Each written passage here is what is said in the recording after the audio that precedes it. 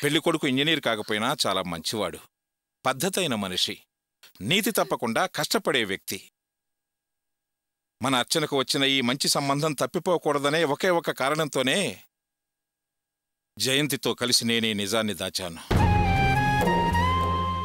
అర్చన పెళ్లి విషయంలో మొదట జయంతి ఏదో తప్పు చేసింది కదా అని నువ్వింకా ఆమెను తప్పుగానే చూస్తున్నావు. ఏం వినోద్, తప్పు చేసిన వాళ్ళు మారకూడదా?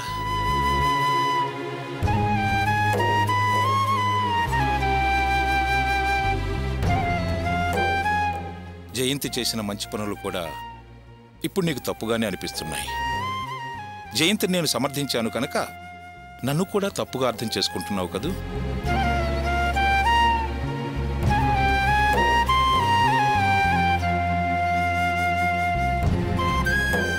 సరే, ముందు మీ అమ్మని క్షేమంగా ఆరోగ్యంగా ఇంటికి తిరిగి రాని, తర్వాత మనం మాట్లాడుకుందాం. అమ్మ ప్రాణాలకు ప్రమాదంగా ఉందని డాక్టర్ చెప్పారు. అర్చన పెళ్లిని అమ్మ ప్రాణాలా భావించింది.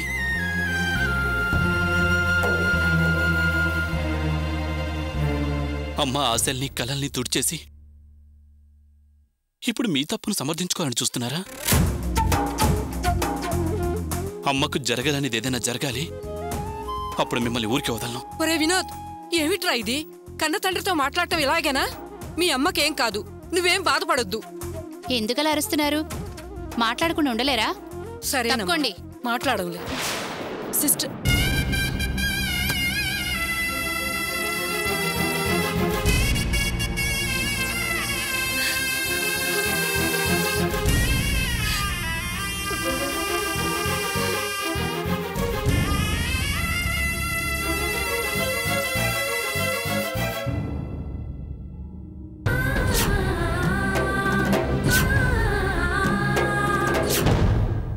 నేను మొదటి నుంచి మొత్తుకుంటూనే ఉన్నాను, అబద్ధం చెప్పి ఈ పెళ్లి వద్దని. ఎవరైనా నా మాట విన్నారా?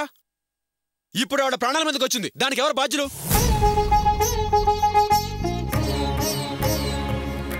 నేను వద్దు వద్దు అంటున్నా, అందరూ తలమాట చెప్పి నన్ను ఒప్పించారు. ఇప్పుడు ఏం చెప్తారో చెప్పండి.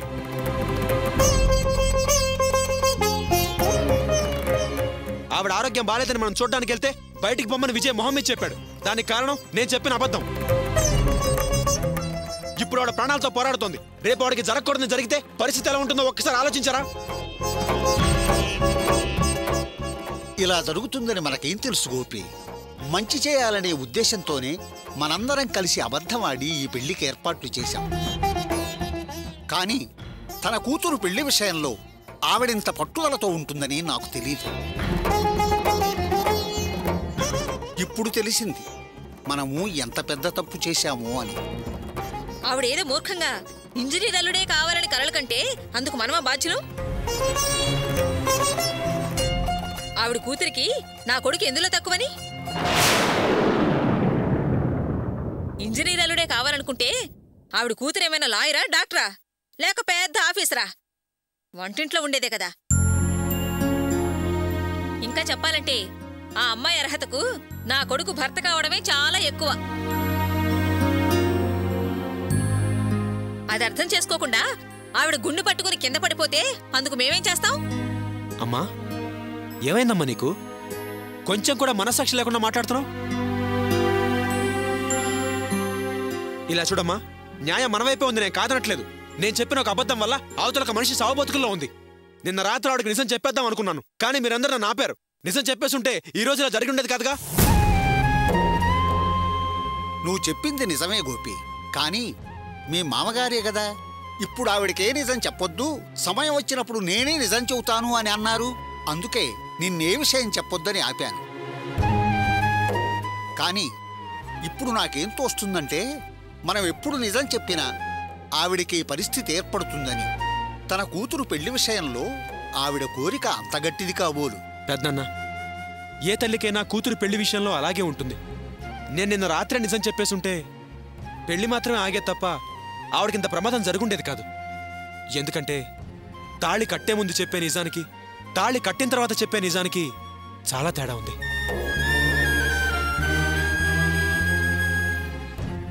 ఆవిడ ప్రమాదం నుంచి బయటపడి క్షేమంగా ఉండాలని ఆ దేవుణ్ణి కోరుకుంటున్నాను. కానీ రేపు ఆవిడికి మొహం ఎలా చూపించాలో అర్థం కావట్లేదు.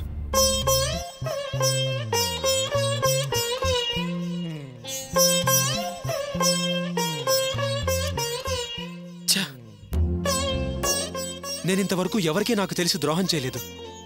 నేను చెప్పిన ఒకే ఒక్క అబద్ధం వల్ల అవతల ఒక మనిషి ప్రాణమే ప్రమాదంలో పడింది.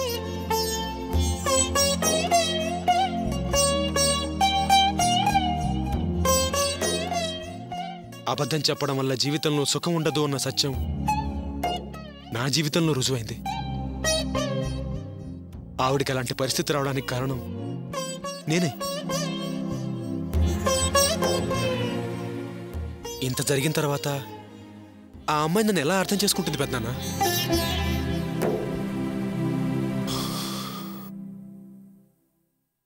ఏ అమ్మాయి జీవితం అయితే బాగుండాలని మనందరం అబద్ధం చెప్పాము.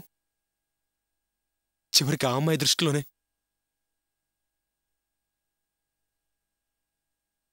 నేను శత్రువునైపోయాను.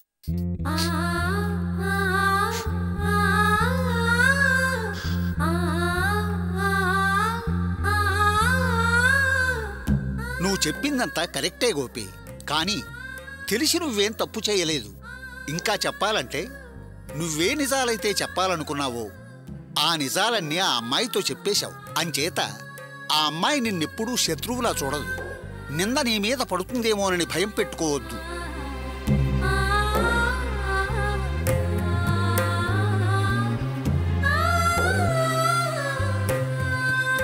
ముందు ఆవిడ ఆరోగ్యం కుదుటబడి ఇంటికి రాని, ఆ తర్వాత మనందరం కలిసి మాట్లాడుకుని ఈ సమస్యను పరిష్కరిద్దాం. ఇప్పుడు మనం చేయాల్సింది తొందరగా ఆవిడ ఆరోగ్యం బాగుపడాలని ఆ దేవుణ్ణి ప్రార్థించడం ఒక్కటే. అంతకు తప్ప మనం చేయగలిగిందేమీ లేదు. నువ్వు ధైర్యంగా ఉండరా.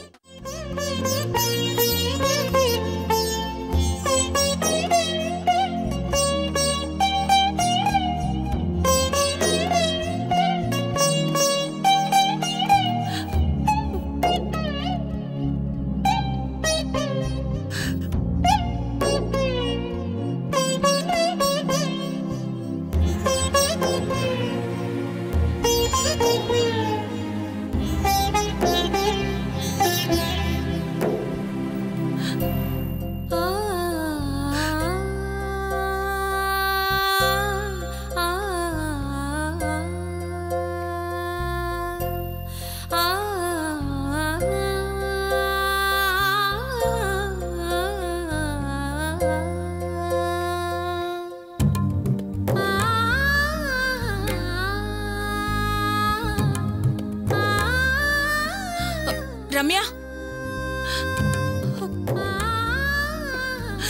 అత్త ఆకలేస్తుంది, అన్నం పెట్టవా అత్త?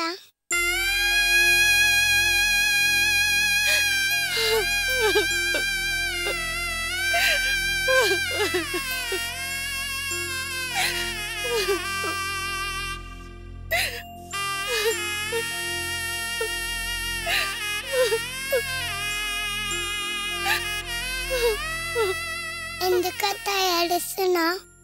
నాకు ఆకలేస్తుంది, అన్నం కావాలి. అర్చన, రామ్మ ఇంటికి వెళదాం. చంటిది ఆకలితో అల్లాడుతుంది. రామ్మ పోదాం.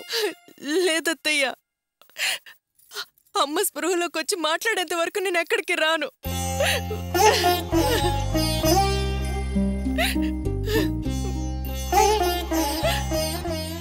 అర్చన, అమ్మ స్పృహలోకి రావటానికి 24 గంటలు పడుతుందని డాక్టర్ చెప్పింది కదమ్మా. ఈలోగా ఒకసారి ఇంటికి వెళ్ళి రమ్మికి అన్నం పెట్టి నువ్వు కూడా బట్టలు మార్చుకొని తిరిగి హాస్పిటల్కి వద్దాం. రా అమ్మా, ఇంటికి వెళదాం. లేదత్తయ్య, నేను రాను.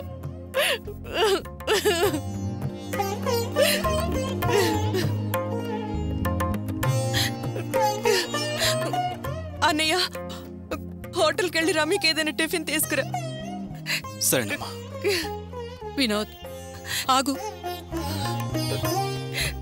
ఇలా చూడొచ్చునా, పెళ్లి మండపం నుంచి తిన్నగా ఇక్కడికే వచ్చాం.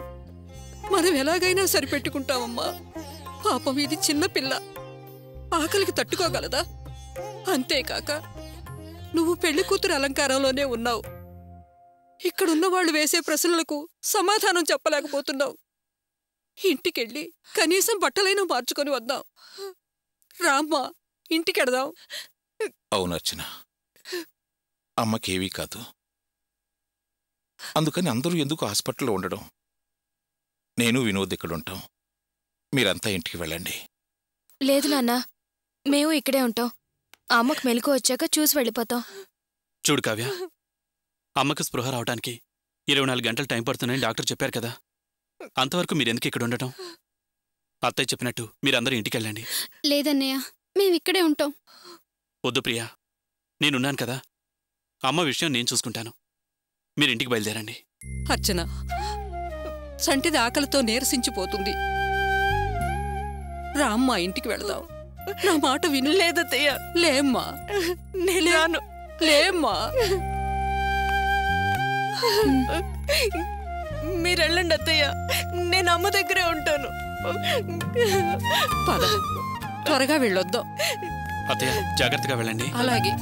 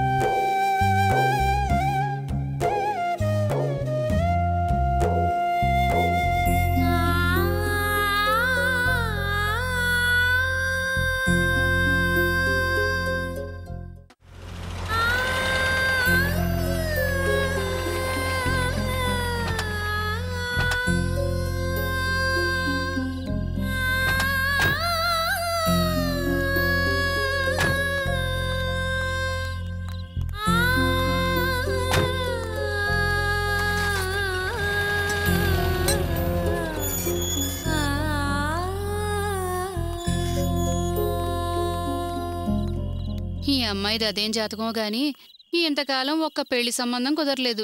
ఇప్పుడు మంచి వరుడు దొరికాడు. మెళ్ళలో తాళిపడిన మరుక్షణం అమ్మను అనారోగ్యంతో హాస్పిటల్ పాలు చేసింది. ఇప్పుడు మొగుణ్ణి వదిలేసి ఇంటికి తిరిగొచ్చింది. దేనికైనా రాసుండాలి. మనకెందుకు లేవే?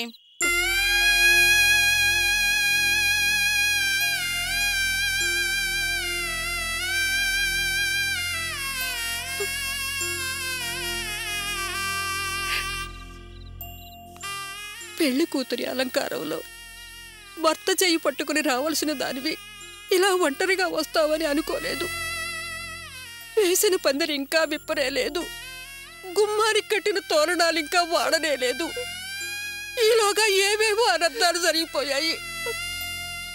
కళ్యాణమాలలో వచ్చిన నీకు నీ భర్తకు దిష్టి తీసి హారతిచ్చి ఇంట్లోకి తీసుకువెళ్లవలసిన వరలక్ష్మి ఇప్పుడు ప్రాణాలతో హాస్పిటల్లో చెలగాటవాడుతోంది. అయ్యో, ఈ కుటుంబానికి ఎవరి దిష్టి తగిలిందో కానీ అంత అస్తవ్యస్తమైపోయింది.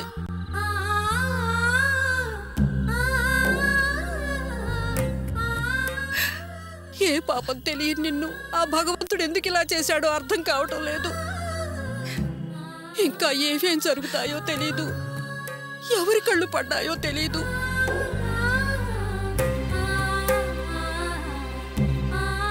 సరే, కష్టాల్లో నిండా మునిగిపోయాం. ఇంకా ఎవరి కోసం బాధపడాలి? ఎందుకు బాధపడాలి? ఏం జరుగుతుందో అదే జరగని. రామ్మా, లోపలికి పోదాం. పద, పదమ్మా.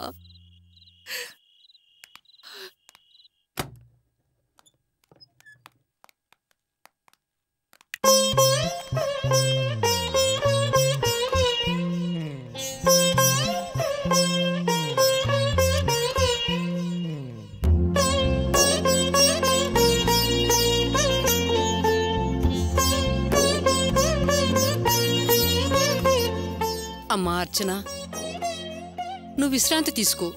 నేను మనందరికీ వంట చేస్తాను.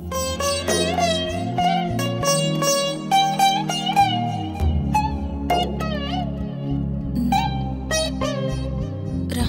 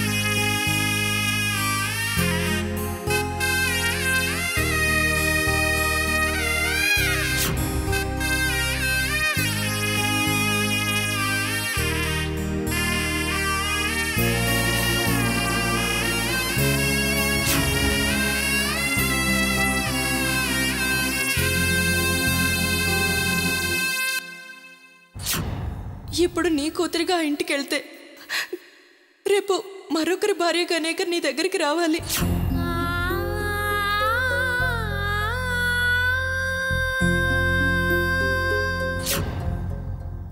అమ్మా,